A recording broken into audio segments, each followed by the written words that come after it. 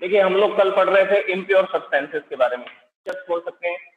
और ये जो इम्प्योर सब्सटेंसेस होते हैं इनका मतलब होता है कि दो या दो से ज्यादा सब्सटेंस को जब हम एक दूसरे के अंदर मिक्सअप कर देंगे तो उससे जो हमें एक कॉम्पोजिशन मिलेगा उसको बोला जाएगा इम्प्योर सब्सटेंसेस, या आप उनको क्या बोल सकते हैं, मिक्सचर्स बोल सकते हैं।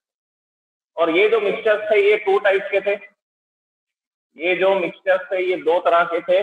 First one is homogeneous mixture and second one is heterogeneous mixture.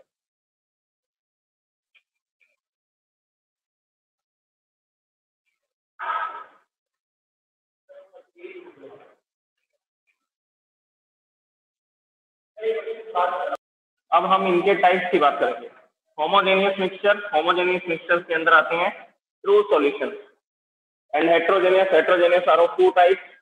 First one is suspension and second one is colloid। Suspension and colloid। तो ये एक फ्लो चार्ट है इम्प्योर सब्सटेंसेस के लिए। तो देखिए इम्प्योर सब्सटेंसेस जब हम 2 या 2 से ज्यादा सब्सटेंस को मिक्सअप करेंगे, फिजिकली मिक्सअप करेंगे, तो वो एक दूसरे में कंप्लीटली मिक्सअप होते हैं या कंप्लीटली मिक्सअप हो जाते हैं। उसके बेसिस पर हमने इसकी 2 कैटेगरीज बनाई। अगर कंप्लीटली मिक्सअप हो रहे हैं और आपको पार्टिकल्स विजिबल नहीं हो रहे हैं, आप उनको डिफरेंशिएट नहीं कर पा रहे हैं अलग अलग सब्सटेंसेस के पार्टिकल को, तब हम बोलेंगे कि वो होमोजेनियस मिक्सचर है। और अगर हमने ऐसा मिक्सचर बनाया जिसके अंदर आप पार्टिकल्स को आइडेंटिफाई कर पा रहे हैं, जिसके अंदर आप पार्टिकल्स को अलग अलग सेपरेटली डिस्टिंग्विश कर पा रहे हैं, आइडेंटिफाई कर पा रहे हैं, तब हम बोलेंगे कि वो हेट्रोजेनियस मिक्सचर। इसका मैंने आपको एक एग्जांपल बताया था, जैसे कि सॉल्ट सॉल्यूशन, सॉल्ट और वाटर का जो सॉल्यूशन होता है उसको सॉल्ट सॉल्यूशन बोला जाता है, दैट इज होमोजेनियस मिक्सचर। और इसके लिए मैंने आपको एक एग्जांपल बताया था जिसमें आपने पढ़ा था सैंड और वाटर का मिक्सचर। हमने 100 ml वाटर लिया था और उसमें सैंड को मिक्स किया था। तो सैंड को मिक्सअप करने पर हमने ये देखा कि वो उसके अंदर कंप्लीटली मिक्सअप हो ही नहीं पाती। जो सैंड के पार्टिकल्स हैं वो वाटर से सेपरेट रहते हैं, अलग रहते हैं, कंप्लीटली मिक्सअप नहीं हो पाते हैं। तो वो नॉन यूनिफॉर्म कॉम्पोजिशन बनाता है, इसी वजह से हमने इसको बोला था हेट्रोजेनियस मिक्सचर। अब हम बात करेंगे इनके टाइप्स की। जो होमोजेनियस मिक्सचर्स हैं उनको ट्रू सॉल्यूशन बोला जाता है। होमोजेनियस मिक्सचर्स को ट्रू सॉल्यूशन बोला जाता है। नेक्स्ट हेट्रोजेनियस 2 तरह के होंगे। First one is suspension and second one is colloid। Suspension and colloid ये आपको याद रखना है, ये दोनों किसके टाइप्स हैं, हेट्रोजेनियस के। और ट्रू सॉल्यूशन किनको बोला जाता है, होमोजेनियस मिक्सचर। अब मैं आपको ट्रू सॉल्यूशन, सस्पेंशन, colloid तीनों डिफरेंस से बता। ट्रू सॉल्यूशन, सस्पेंशन और colloid हम इन तीनों को डिफरेंस में स्टडी करते हैं ताकि इनकी स्टडी में कोई प्रॉब्लम ना आए। हम इनको कंपेयर भी कर सकें कि कैसे पता लगेगा कौन सा सॉल्यूशन ट्रू सॉल्यूशन है या कौन सा सॉल्यूशन सस्पेंशन है या colloid है। Okay, so now I am making the table for the true solution, suspension and colloid. These all are impure substances. These all are impure substances which are containing 2 or more types of substances. तो देखिए यहाँ पर सबसे पहले हम लिखते हैं true solution. Second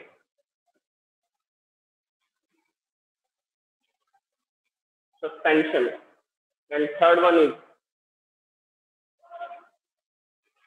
colloid। अब देखिए ट्रू सॉल्यूशंस क्या होंगे। सबसे पहली बात, क्या डिफरेंस बनेगा, ये किस तरह के मिक्सचर्स है, होमोजेनियस मिक्सचर। तो इसमें हम लोग फर्स्ट पॉइंट ये लिखेंगे कि ये होमोजेनियस मिक्सचर्स होते हैं, ट्रू सॉल्यूशन जो है। और सस्पेंशन में क्या लिखेंगे, सस्पेंशन में लिखेंगे heterogeneous.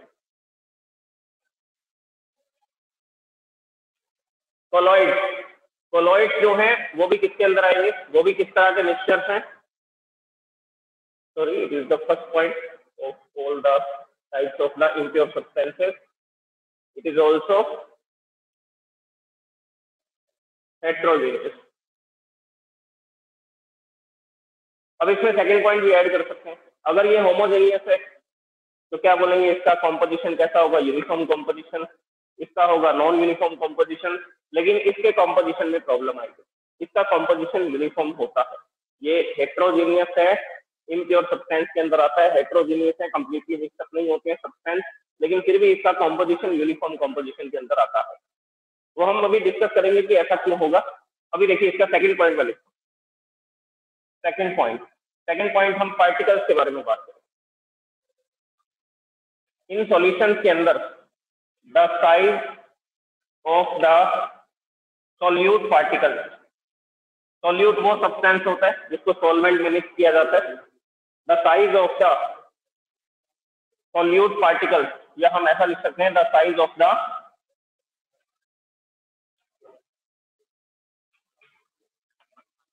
Particles of solute is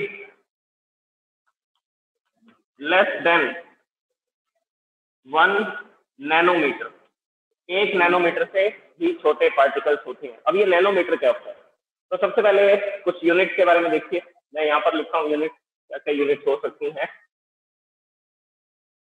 हम यहाँ पर लिखते हैं 1 मिलीमीटर। मिलीमीटर का मतलब होता है 10 to the power -3 meter. 10 to the power -3 meter. अब ये 10 टू द पावर -3 मीटर का क्या मतलब है? 1 डिवाइड बाय 1000। ये आप लोग नोट कर लीजिए। 1 मिलीमीटर इसको किससे लिखा जाता है? 1 mm से लिखा जाता है, 1 mm। और इसका मतलब होता है 10 to the power -3 meter. 10 to the power -3 meter का क्या मतलब है? 1 डिवाइड बाय 1000 मीटर। तो 1 मीटर का 1000 पार्ट, 1 मीटर का जो 1000 पार्ट होगा उसको हम लोग क्या बोलते हैं? 1 मिलीमीटर बोलते हैं। इसके बाद सेकंड देखिए 1 माइक्रोमीटर। 1 माइक्रोमीटर, ये 1 और माइक्रो को इससे लिखा जाता है म्यू से। This is the symbol of mu, this one. ये यू को थोड़ा सा ऊपर की तरफ बढ़ा देंगे, स्मॉल यू लिखेंगे और इस लाइन को ऐसा ऊपर बढ़ा देंगे तो ये किसका सिंबल बन जाएगा? ये माइक्रो का सिंबल बन जाएगा। तो it is 1 micrometer. 1 micrometer is 10 to the power -6 meter. हमारी बॉडी के अंदर जो सेल्स हैं, वो सेल्स किस साइज? माइक्रोमीटर साइज है। तो उसको देखने के लिए भी रॉबर्ट हुक ने किसका यूज किया था? माइक्रोस्कोप का यूज किया था। तो बिना माइक्रोस्कोप के सेल्स को भी नहीं देख सकते, तो माइक्रोमीटर साइज को भी नहीं देखा जा सकता with the help of naked eye. Next, now I am writing the 1 nanometer. ये आप लोग नोट कर लीजिए। 1 nanometer. Nanometer is written as 1 small n small m. It is 10 to the power -9 meter. It is the 1 billionth part of the 1 meter. ये 1 metre का 1 billion part है और ये बहुत ही छोटा पार्ट है। 1 नैनोमीटर साइज के मॉलिक्यूल्स होते हैं, जैसे कि H2O, CO2। ये जो मटेरियल्स हैं, इनके जो छोटे छोटे पार्टिकल्स होते हैं वो किस साइज के होते हैं? वो 1 नैनोमीटर साइज के, 1 नैनोमीटर या उससे भी छोटे होते हैं। तो 1 नैनोमीटर का क्या मतलब है? 10 to the power -9 meter. 10 to the power -9 meter. तो मैं आपको बता रहा था हम लोग माइक्रोमीटर को ही आंखों से नहीं देख सकते हैं, तो नैनोमीटर तो उससे भी छोटा है। नैनोमीटर तो उससे भी 1000 गुना छोटा है। तो इसका मतलब क्या हुआ? जो नैनोमीटर साइज है वो बहुत ही स्मॉल होगा, उसको नेक्ड आई से नहीं देखा जा सकता। तो it is written here the size of the particles of the solute is less than 1 nanometer. True solution के अंदर जो हम सोल्यूट मिक्स कर रहे हैं, जैसे कि सॉल्ट को मिक्स कर रहे हैं, तो सॉल्ट के जो पार्टिकल्स का साइज है वो 1 नैनोमीटर से भी छोटा होता है। तो सॉल्ट के जो पार्टिकल्स का साइज है वो 1 नैनोमीटर से भी छोटा होता है। 1 नैनोमीटर से भी छोटा है, इसी वजह से तो हम उनको देख नहीं पाते हैं, हमें दिखाई नहीं देते हैं वो। अगर वो हमें दिखाई नहीं दे रहे हैं तो हमें लगता है कि वो उसमें कंप्लीटली मिक्सअप हो चुके हैं, और एक्चुअल में होते भी हैं। जैसे कि मैंने आपको सॉल्ट और वाटर का सॉल्यूशन बताया था, तो यहाँ पर ये मैं वाटर के पार्टिकल्स बना रहा हूँ, ये वाटर पार्टिकल्स हैं, और ये जो मैं डार्क कलर से बना रहा हूँ ये सॉल्ट के पार्टिकल्स हैं। तो बीच में जो स्पेसेस हैं, उन स्पेसेस के अंदर ये सॉल्ट के पार्टिकल्स क्या करते रहते हैं? रैंडम मोशन करते रहते हैं। सॉल्ट के पार्टिकल्स क्या करते रहते हैं? ये वाटर पार्टिकल भी रैंडम मोशन कर रहे हैं, ये सॉल्ट पार्टिकल्स भी क्या कर रहे हैं? रैंडम मोशन कर रहे हैं। तो जो सॉल्ट के पार्टिकल्स होंगे उनका साइज 1 नैनोमीटर से भी छोटा होगा। 1 नैनोमीटर से भी छोटा होगा तो वो सॉल्वेंट के अंदर, मतलब कि वाटर के अंदर कंप्लीटली मिक्सअप हो जाएंगे। सॉल्वेंट के अंदर कंप्लीटली मिक्सअप हो जाएंगे। अगर कंप्लीटली मिक्सअप हो जाएंगे तो यूनिफॉर्म कॉम्पोजिशन आएगा, यूनिफॉर्म कॉम्पोजिशन आएगा तो हम बोलेंगे वो ट्रू सोल्यूशन है। होमोजेनियस मिक्सचर है या क्या बोलेंगे, ट्रू सोल्यूशन। अब सेकंड पॉइंट देखिए इसके अंदर, सेकंड पॉइंट में क्या आएगा, अब हम इसके सस्पेंशन के साइज की बात करेंगे। सस्पेंशन के अंदर पार्टिकल्स का साइज क्या होता है।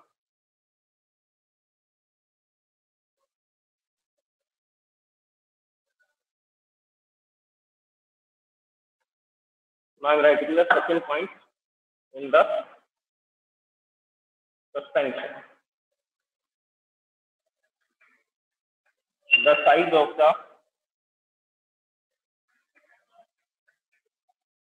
particles of solute is more than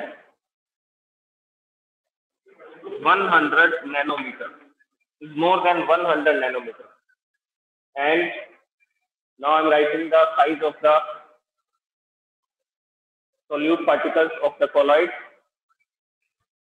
The size of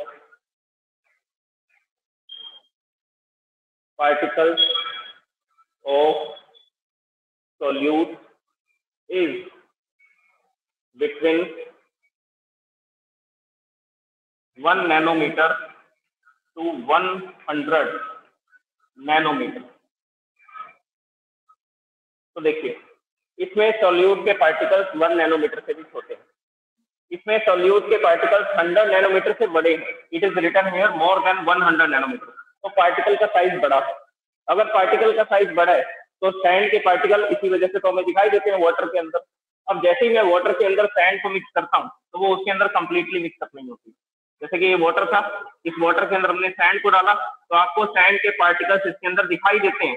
और ये सैंड के पार्टिकल्स ज्यादातर कहाँ पर मिलेंगे आपको, इसके बॉटम में। इस बीकर के बॉटम में आपको ज्यादातर सैंड के पार्टिकल्स दिखाई देंगे, मतलब कि सैंड की कॉन्सेंट्रेशन बॉटम में ज्यादा होगी और ऊपर सैंड की कॉन्सेंट्रेशन लो होगी। तो ये पार्टिकल वाटर के अंदर मिक्सअप क्यों नहीं हो पा रहे हैं?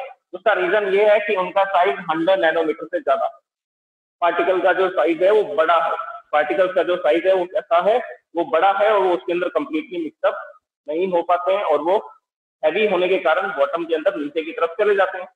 अब देखिए इसके डायग्राम को समझिए किस तरह से होगा। जैसे मान लीजिए मैं यहाँ पर ये वाटर के पार्टिकल्स बना रहा हूँ, these are the particles of water, और ये पार्टिकल्स भी कैसा मोशन करते हैं, रैंडम मोशन करते हैं। अब ये जो पार्टिकल्स आपको दिखाई दे रहे हैं बड़े साइज के, ये पार्टिकल्स हैं किसके, सस्पेंशन के, मतलब कि सैंड के।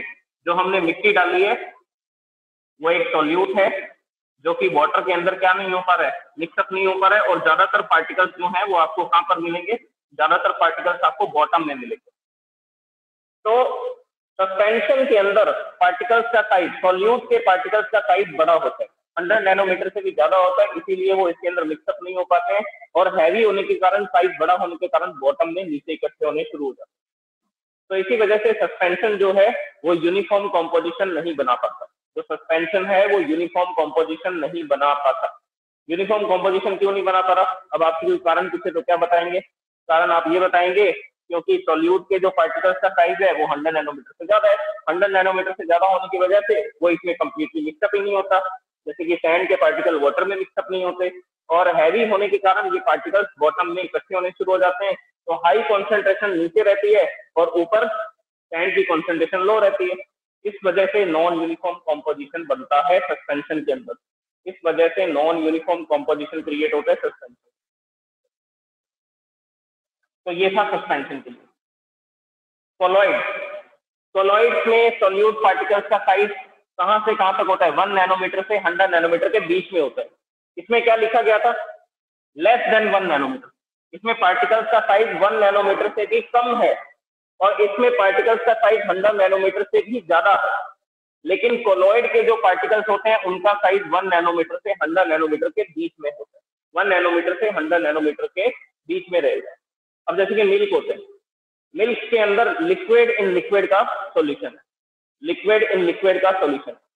जैसे कि उसमें वाटर भी है, उसके साथ साथ उसमें फैट मॉलिक्यूल्स हैं, फैट मॉलिक्यूल्स के साथ साथ उसमें प्रोटीन मॉलिक्यूल्स हैं। तो इस तरह से जो मिल्क है वो किसके अंदर आएगा? वो कोलॉइड के अंदर आएगा। क्योंकि उसके पार्टिकल का साइज 1 नैनोमीटर से 100 नैनोमीटर के बीच में होता है, क्योंकि उसमें जो भी पार्टिकल्स हैं फैट के, प्रोटीन के और वाटर के जो भी पार्टिकल्स हैं उनका साइज 1 नैनोमीटर से 100 नैनोमीटर के बीच में है। उनके पार्टिकल्स का साइज 1 नैनोमीटर से 100 नैनोमीटर के बीच में है, तो ये इसमें कंप्लीटली मिक्सअप होता है। ऑब्वियसली ये हेट्रोजीनियस है, उसका रीजन मैं आपको बताऊंगा क्यों है। अभी इसमें एक पॉइंट आएगा कि ये लाइट को स्कैटर करते हैं, वो स्कैटरिंग की वजह से इनको हेट्रोजीनियस में रखा गया। अदरवाइज ये किस में बोले जाते, ये सॉल्यूशंस में ही बोले जाते, ये होमोजेनियस में बोले जाते। इनका कॉम्पोजिशन यूनिफॉर्म होता है।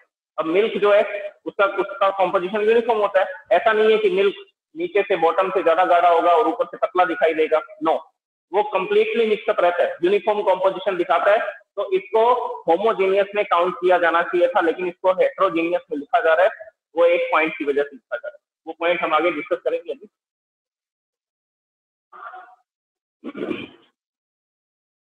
अब देखिए पार्टिकल्स के अगर साइज की बात करें तो इनके पार्टिकल्स को तो नेक डाई से नहीं लिखा जा सकता, तो यहां पर मैं इसको लिख देता हूं, the particles of solute cannot be seen by naked eye true solution के पार्टिकल्स को नहीं देख सकते क्योंकि साइज 1 नैनोमीटर से कम है। सस्पेंशन के पार्टिकल्स को देख सकते हैं, जैसे कि सैंड को हमने वाटर में डाला था तो आप सैंड के पार्टिकल्स को देख सकते हैं। और एक एग्जांपल मैंने आपको और बताया था, आयरन के अंदर सल्फर पाउडर मिलाया। आयरन डार्क ग्रे कलर का पाउडर होता है, आयरन पाउडर लिया, वो डार्क ग्रे कलर का पाउडर है, सल्फर पाउडर येलो कलर का पाउडर है। जब आप उन दोनों को फिजिकली मिक्सअप कर देंगे तो आपको डार्क ग्रे कलर के पार्टिकल्स भी दिखेंगे और येलो कलर के पार्टिकल्स भी दिखाई देंगे। वो क्यों दिखाई दे रहे हैं? क्योंकि उनके पार्टिकल्स का साइज किससे बड़ा है? 100 नैनोमीटर से बड़ा है। इसी तरह से सैंड और वाटर का जो मिक्सचर था, उस मिक्सचर के अंदर सैंड के पार्टिकल्स का साइज 100 नैनोमीटर से बड़ा है, इसी वजह से हम उनको नेक डाई से देख पा रहे हैं। माइक्रोस्कोप की जरूरत नहीं पड़ेगी इनको देखने के लिए। The third point in the suspension,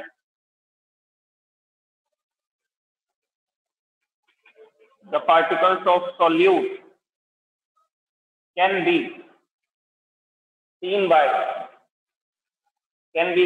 or can be seen with naked eye। इनको खुली आंखों से देखा जा सकता है।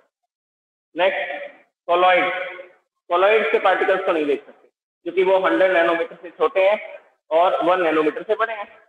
तो 100 नैनोमीटर से अगर साइज कम होगा तो उन पार्टिकल्स को हम नहीं देख सकते।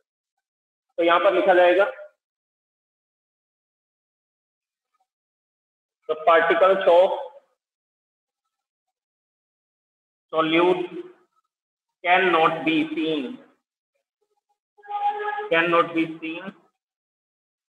with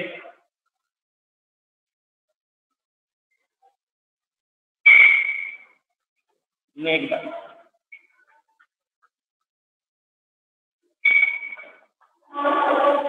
देखिए इसकी सारी प्रॉपर्टीज जो है वो होमोजेनियस की तरह आ रही है। इसके पार्टिकल्स को भी नेक्ड आई से नहीं देख सकते, इसके पार्टिकल्स को भी नेक्ड आई से नहीं देख सकते। सस्पेंशन के पार्टिकल्स को नेक्ड आई से देख सकते क्योंकि सस्पेंशन के पार्टिकल्स का जो साइज है वो 100 नैनोमीटर से बड़ा होगा, 100 नैनोमीटर से ज्यादा होगा। ओके, तो ये 3 पॉइंट्स है, आप इनको रीड कर लीजिए। मैं आपसे दोबारा पूछ सकता हूँ ये पॉइंट। देखिए सबसे पहले बताएंगे ट्रू सॉल्यूशन एक होमोजेनियस मिक्सचर है, सस्पेंशन एक हेट्रोजेनियस मिक्सचर है, कोलॉइड भी एक हेट्रोजेनियस मिक्सचर है।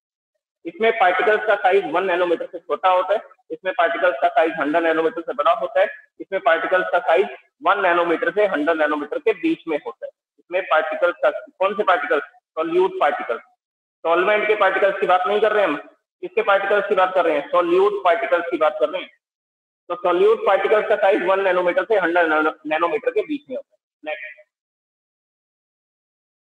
थर्ड पॉइंट देखिए क्या था, इसके पार्टिकल्स को नेक्ड आई से नहीं देख सकते, इसके पार्टिकल्स को हम आइज के थ्रू डायरेक्टली आइज से, नेक्ड आइज का मतलब है डायरेक्टली आइज के थ्रू नहीं देख सकते।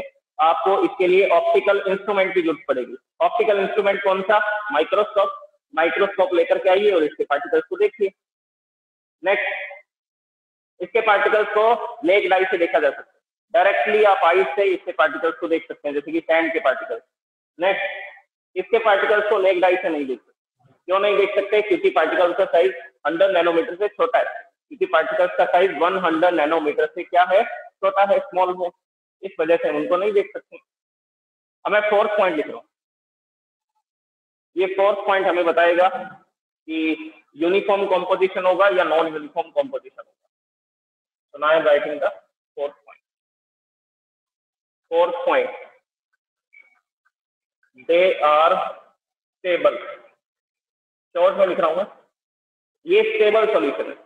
जैसे कि मैंने सॉल्ट और वाटर को मिक्स करके एक सॉल्यूशन बनाया, सॉल्यूट और सॉल्वेंट से एक सॉल्यूशन बनाया। सॉल्यूट था सॉल्ट और सॉल्वेंट क्या था? वाटर। तो सॉल्ट और वाटर से जो मिक्सचर बनेगा वो मिक्सचर स्टेबल रहेगा। स्टेबल रहने का मतलब है आप उसको 1 दिन, 2 दिन, 5 दिन या 15 दिन तक छोड़ दीजिए, ऐसा नहीं होगा कि नीचे उसकी कॉन्सेंट्रेशन बढ़ जाएगी और ऊपर उसकी कॉन्सेंट्रेशन कम हो जाएगी। नो, वो इक्वली सॉल्टी रहेगी, ऊपर से नीचे तक एक जैसा आपको सॉल्टी फील होगा जब हम उसको टेस्ट करेंगे। तो ये जो सॉल्यूशन है ये स्टेबल है। Now fourth point in the suspension, अब खुद सोचिए इसमें क्या लिखा जाना चाहिए? They are unstable. ये जो सॉल्यूशन है ये कैसे है? ये अनस्टेबल है। ऑब्वियसली ये अनस्टेबल होने भी चाहिए। क्यों? क्योंकि हमने सैंड और वाटर को मिक्स किया, तो क्या सैंड वाटर के अंदर मिक्स होगी? आंसर है नो, सैंड वाटर के अंदर मिक्सअप ही नहीं होगी। आप उसको 10 दिन तक चम्मच लेके ऐसा हिलाते रहिए, मिक्स नहीं होने वाली। आप जैसे स्टिर करना बंद करेंगे, उसको हिलाना बंद करेंगे, आप देखेंगे सैंड के पार्टिकल्स बॉटम की तरफ जाने स्टार्ट हो जाएंगे। तो ये जो कॉम्पोजिशन होगा, ये कॉम्पोजिशन कैसा मिलेगा आपको? ये अनस्टेबल मिलेगा। ये सॉल्यूशन आपको कैसा मिलेगा? Unstable. Next, third type of solution is colloid. Colloid जो है वो स्टेबल होते हैं। कोलॉइड जो है वो कैसे होते हैं? स्टेबल। अब इसको स्टेबल क्यों बोल रहे हैं? इसका एग्जांपल सुनिए। जैसे कि जेल होता है, हेयर जेल, बालों में लगाते हैं बाल खड़े करने के लिए, स्टाइल बनाने के लिए। उसके अलावा फोम आती है, शेविंग फोम आती है। क्रीम यूज करते हैं हम, मॉइस्चराइजर क्रीम होती है स्किन को मॉइस्चर करने के लिए। तो ये जो भी मैं लिख रहा हूँ यहाँ पे, जेल लिखा, उसके अलावा हमने लिखा बटर, उसके अलावा हमने लिखा मिल्क, मिल्क के अलावा हम लोग लिख सकते हैं फोम, FOAM, फोम, और हम लिख सकते हैं क्रीम या हेयर क्रीम, बालों में लगाने वाली क्रीम। तो ये जो सब है ये सब कोलॉइड के अंदर आते हैं। Gel, butter, milk, foam, cream, ये सारे किसमें आते हैं? कोलॉइड में आते हैं। और ये कैसे होते हैं? खुद सोचिए, स्टेबल। अब जेल जो है, क्या उसके कॉम्पोजिशन में चेंज होता है? 1 दिन के बाद देख रहे हैं या 5 दिन के बाद देख रहे हैं, जो हमारे पास जेल की बोतल थी, उस बोतल के अंदर क्या उसकी कॉम्पोजिशन में चेंज हो रहा है? आंसर है नो। अगर चेंज नहीं हो रहा तो इसका मतलब वो स्टेबल है। फोम, क्रीम, ये फोम और क्रीम क्या करते हैं? इनको आप जब भी यूज करेंगे आपको सेम कॉम्पोजिशन मिलेगा। ऐसा नहीं है कि पार्टिकल्स अलग हो चुके होंगे। 10 दिन बाद यूज की क्रीम तो पार्टिकल अलग दिख रहे हैं, वाटर अलग हो गया और पार्टिकल्स अलग हो गए, ऐसा नहीं होगा इसके अंदर। मिल्क और बटर, इसमें आपको प्रॉब्लम आएगी। क्यों प्रॉब्लम आएगी? मिल्क का कॉम्पोजिशन चेंज नहीं होता, ये भी स्टेबल कॉम्पोजिशन है। उसका कॉम्पोजिशन चेंज होता है कुछ केमिकल रिएक्शंस की वजह से। उसके अंदर एक बैक्टीरिया होता है, वो बैक्टीरिया क्या करता है? एक केमिकल रिलीज करता है, उस केमिकल की वजह से उसका कॉम्पोजिशन बदलना शुरू हो जाता है। तो वो एक केमिकल रिएक्शन है। हम केमिकल रिएक्शन की बात नहीं कर रहे, हम केमिकल रिएक्शन की बात नहीं कर रहे। अभी मिल्क को हमने आधे घंटे बाद देखा, फिर 15 मिनट बाद देखा, उसका कॉम्पोजिशन आपको सेम दिखेगा। ऐसा नहीं है कि वो अनस्टेबल हो जाएगा, पार्टिकल्स अलग अलग हो जाएंगे, नो। वो कुछ केमिकल रिएक्शन के बाद हो सकते हैं, अपने आप नहीं होंगे। बटर, इसी तरह से जो बटर होता है वो भी क्या होता है? वो भी स्टेबल होता है, उसके कॉम्पोजिशन में भी कोई चेंज नहीं आता। तो true solution are stable, these are unstable and colloids are stable. Colloids भी क्या होते हैं? स्टेबल होते हैं। अभी होमोजेनियस, हेट्रोजेनियस हम इनको क्यों बोल रहे हैं? अब उस पॉइंट पे आते हैं डायरेक्ट।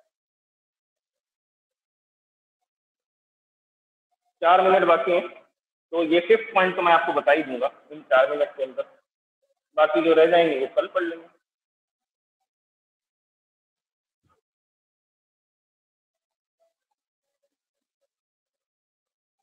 अब देखिए 5th पॉइंट। 5th पॉइंट मैं आपको बताता हूँ, टिंडल इफेक्ट। 5th पॉइंट में हम लोग क्या डिस्कस करने वाले हैं? हम लोग डिस्कस करने वाले हैं टिंडल इफेक्ट। ये एक साइंटिस्ट का नाम है टिंडल। उन्होंने कुछ एक्सपेरिमेंट किए थे, उसके बेसिस पर लिखा गया टिंडल इफेक्ट। अभी एक्सपेरिमेंट क्या था सुनिए। मैं 3 टेस्ट ट्यूब लेता हूँ, पहली टेस्ट ट्यूब में सॉल्ट सोल्यूशन डाल देते हैं। ये फर्स्ट टेस्ट ट्यूब है। इस टेस्ट ट्यूब के अंदर हमने क्या फिल कर दिया, इस टेस्ट ट्यूब के अंदर हम लोग फिल करने वाले हैं किसको, सॉल्ट सोल्यूशन को। मान लीजिए ये मैंने इसके अंदर फिल कर दिया सॉल्ट सॉल्यूशन। नेक्स्ट सस्पेंशन बनाना भैया। सस्पेंशन बनाने के लिए हम लोग क्या करेंगे, एक टेस्ट ट्यूब लेंगे, इस टेस्ट ट्यूब के अंदर क्या डाल देंगे, इस टेस्ट ट्यूब के अंदर ये वाटर डाला मैंने। वाटर डालने के बाद इसमें सैंड डाल दी। सैंड के पार्टिकल्स आपको ऐसा दिखाई दे रहे हैं और ज्यादातर पार्टिकल्स कहाँ दिखाई दे रहे हैं, इसके बॉटम में। तो इस तरह से ये मैंने किसका मिक्सचर बनाया, सैंड प्लस वाटर, ये था सस्पेंशन। और तीसरी टेस्ट ट्यूब में हम लोग मिल्क ले लेते हैं, मिल्क या इंक भी ले सकते हैं, इंक भी एक कॉलॉइड है। तो मान लीजिए मैंने इसके अंदर क्या डाल दी, इंक डाल दी, या आप इसकी बजाय क्या यूज कर सकते हैं, मिल्क यूज कर सकते हैं। दोनों में से कोई भी सब्सटेंस इसमें फिल कर सकते हैं। मान लीजिए मैंने इसके अंदर ये मिल्क को ऐसा फिल कर दिया। अब किंडल इफेक्ट क्या होता है देखिए, यहाँ पर मैं क्या करूंगा, एक टॉर्च लेकर के आऊंगा।